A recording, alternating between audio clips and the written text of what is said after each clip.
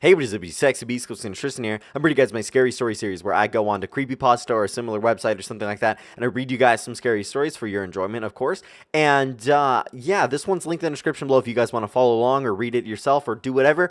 And next episode, I'm going to be doing 1999. I don't know how long that's going to be, but it's going to be a pretty long scary story, so I'm going to do it the next time. But yeah, I really hope you guys do enjoy the scary story, and don't forget to smash the like button if you do enjoy. I'm going to get right into it.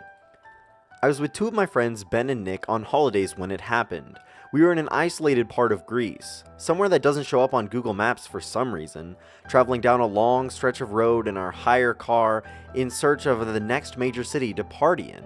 After initially planning on driving through the night, we accepted that we had lost our way and it was getting too dark to continue, so we pulled into a gas station for directions on where we could stay. The old man handed us an old brochure of a nearby village and insisted we go check it out.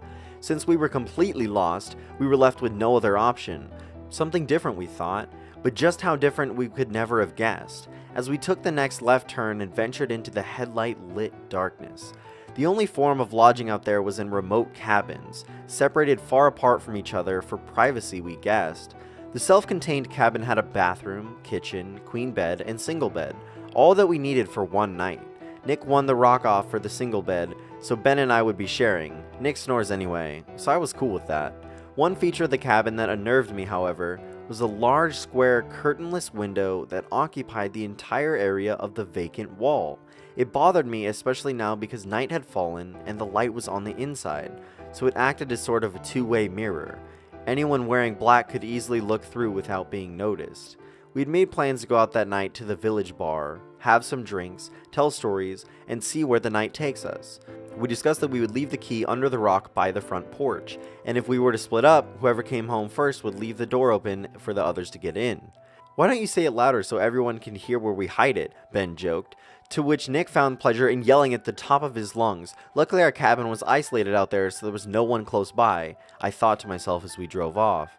It was a surprisingly fun night at the bar. We had plenty of shots of the local drink Azu until the bar staff informed us that we had drunk their stocks dry. It was cheap though, in Greece.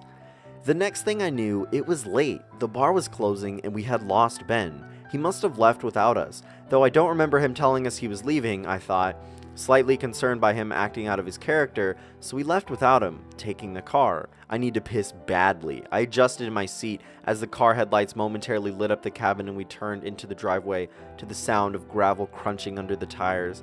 We checked under the rock for the key. It was gone. We tried the door handle, locked. What the fuck? We both looked at each other. Ben must have come before us, and he's locked us out. Ben, open up. We need to piss. Hurry up, Ben. We banged on the door. I heard a stumble inside like someone literally crawling awkwardly on all fours out of the bed. Damn, he must be drunk. I can't hold my piss in anymore, I said, as Nick and I went to separate sides of the cabin to urinate as Ben finally opened the door. It felt good urinating, but that feeling was harshly interrupted by what caught my attention on the large window, sending a large shiver up my spine.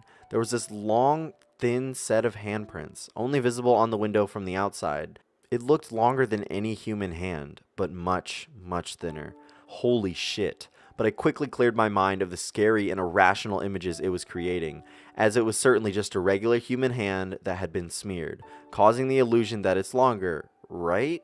Either way, it occurred to me that someone or something might have been watching us. I hurriedly finished my business and rushed inside. We are not turning the light on, I thought, to prevent anything from looking in at us. As I locked the front door and we went straight to bed, Nick fell asleep instantly, snoring before his head even hit the pillow, and after a few minutes of tolerating Nick's inconsistent snore, my drooping eyes felt wary, so I closed them. As soon as they shut, I couldn't help but get that burning feeling that Ben's eyes had suddenly opened and were staring at me, menacingly. My body rose in temperature and my heart beat quicker as I sensed this, as if Ben was holding his breath. Vision fixated on me angrily through the darkness. Sorry if we hadn't gone home with him. Jeez, why would he be so angry? After a few minutes of calming myself from this irrational fear, I drifted off to sleep. Knock, knock, knock. Open up. You said you wouldn't lock it. Thud, thud, thud. It grew louder, opening the door. It's fucking cold out here. This was the scariest moment of my entire life, and the most paralyzing sensation swept over my entire body. It was Ben at the door. Suddenly there was movement in the sheets next to me, something stirring.